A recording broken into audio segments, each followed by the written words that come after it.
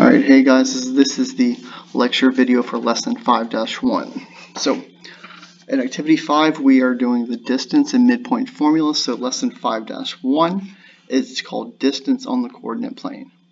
So, if we remember what distance is, we're talking about the distance between 2 points.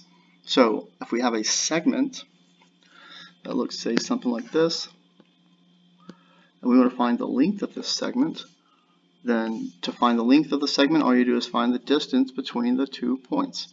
So we're going to be having these segments in the coordinate plane, which is the xy plane. Our coordinates will look like x, comma y. So if we're trying to find the distance between a segment, you'll have 2 coordinates like that. Alright, so we'll be using the distance formula to find the distance between 2 points on a coordinate plane. So I'm going to say this again right now. If a question on somewhere asks you to find the length of a segment, it just wants you to find the distance between the endpoints of the segment. Okay. So to find these distances, we will use the distance formula. Okay. So the distance between 2 points, x1, y1, x2, y2. Those are our 2 points. Remember, they were written with coordinates x, comma y. This is our x coordinate, this is our y coordinate. Alright, so we take these numbers, they'll be numbers, and you'll plug them into this formula. D equals the square root of x2 minus x1 squared plus y2 minus y1 squared. So it looks complicated, but essentially all you're doing is taking the 2x coordinates and then you subtract them in any way. Okay, so you could do x2 minus x1, or you could also do x1 minus x2 squared. You do the same thing. You'll get the same answer because we're squaring it. So then we also do the same thing for our y coordinates.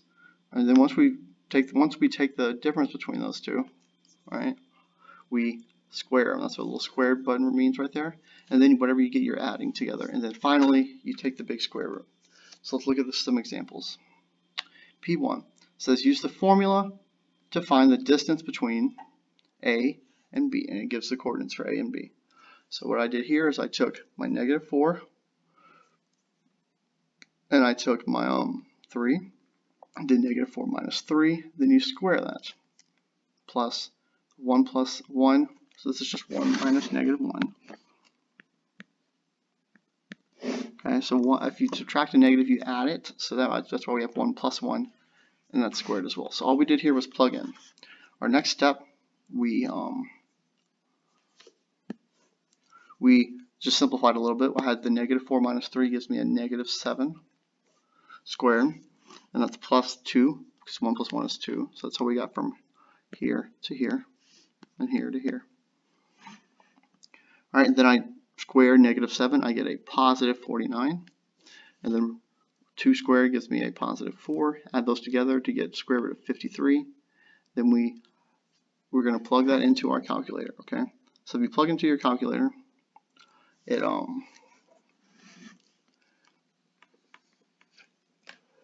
some calculators will leave it as a square root, which is fine, but on the quiz I'm most likely wanting you to do it as a decimal, so go ahead and try to get it as a decimal. Alright, so your calculator should give you a decimal 7.280. Pay attention to the questions and how many decimal places it wants it. If this one was to go to 1 decimal place, it would be 7.3 because that 8 would round that 2 up. So make sure we're rounding correctly and giving the correct amount of decimal places that it's asking for. Alright, and that's our answer, guys. So the distance between A and B is 7.280. Alright, 2. Find EF given E is -7, -2, and F is 11, 12. So EF, that's just the length of segment EF. Alright, so we're finding that by using the distance formula between the 2 endpoints, E and F. So I plug in -7 and 11 to get -7 minus 11, and that's right here. Then I have the -2 and the 3, so -2 minus 3 for the y coordinates right here. That's plugging in straight there. Then we simplify. -7 minus 11 gives me -18. So this is here.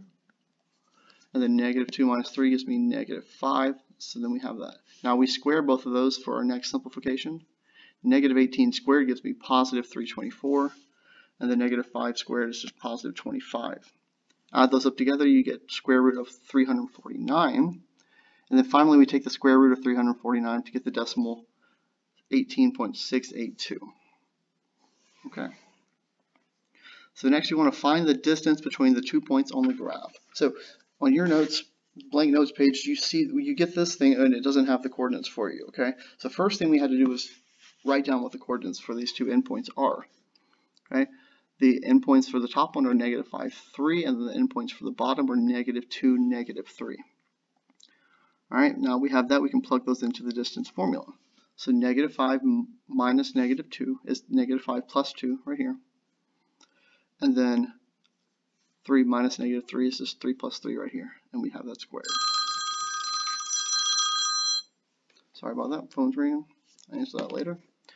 Next, we will simplify. Negative 5 plus 2 is negative 3. 3 plus 3 is 6, and we got that. Now negative 3 squared is 9. 6 squared is 36. 9 plus 36 gives us square root 45. When I plug that into my calculator, it simplifies to 3 square roots of 5 for me. Okay, and if I want the decimal, which you probably should be getting right here, is 6.708. Okay. That's that one. P4. Find the distance between these 2 points. It's the same thing, you're just plugging into the formula, so I'm not going to work these out. We should know how to do that with the top 3 questions. But my work is here, and you should have my work. It's on OneNote if you want to check yourself and work it out yourself. Make sure you know how to do it. Okay, for this one, we have triangles X, Y, and Z. Okay, so let's just draw out triangle X, Y, and Z.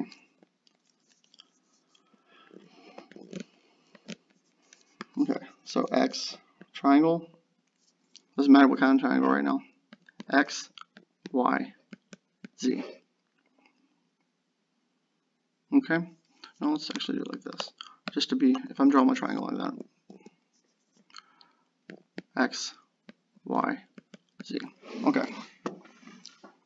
So, I have the vertices of these triangles, okay? So that means we've drawn this on the coordinate plane. If you want to draw it out better and see it better, you can draw it on an XY plane like this. So this is negative 3, negative 6. Y was 21, negative 6. And then Z is 21, 4. Okay? So it wants to know the perimeter of the triangle. So perimeter is just the sum of the 3 sides of the triangle. So you need to know the lengths of these sides first. And then whatever you get, you add them all up together to get the perimeter.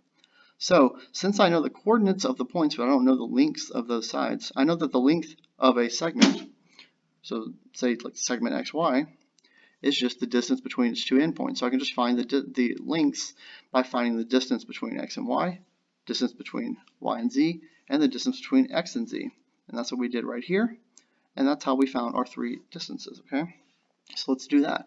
First off, I did the distance between X and Y, which is just the length of segment XY, and then we plugged in the coordinates. So X has negative 3, Y has 21 right here, so we did negative 3 minus 21.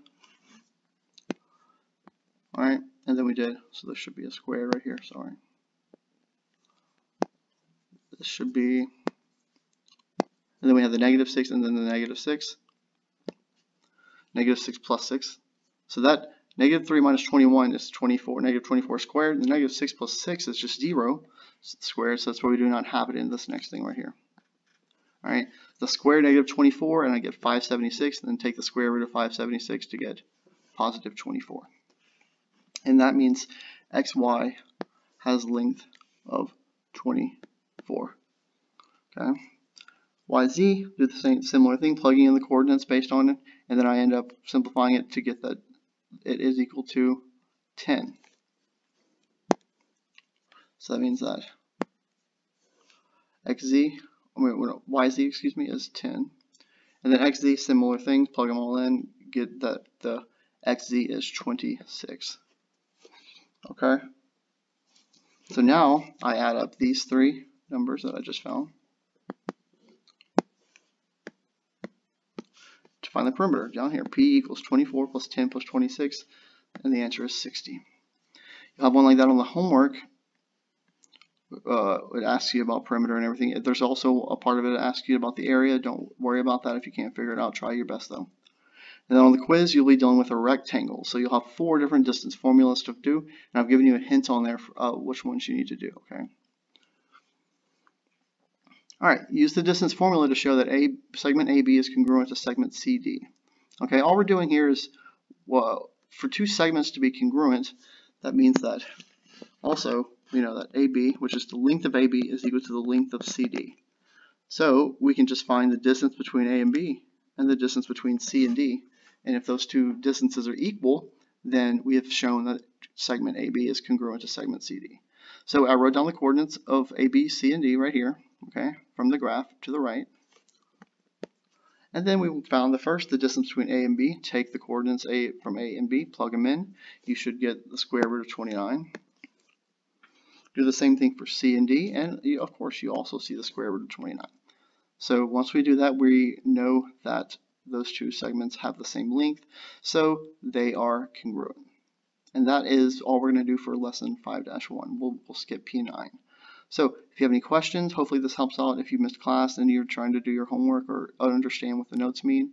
If you have any other questions after you've watched this video, email me at hunter.patton@cpsb.org and we'll try to get you on the right track, okay? Some of the homework questions are a little bit harder, and number 12 on the homework you can skip. So I'll write that down. Skip number 12. All right, that's it for today, guys. Thanks for watching.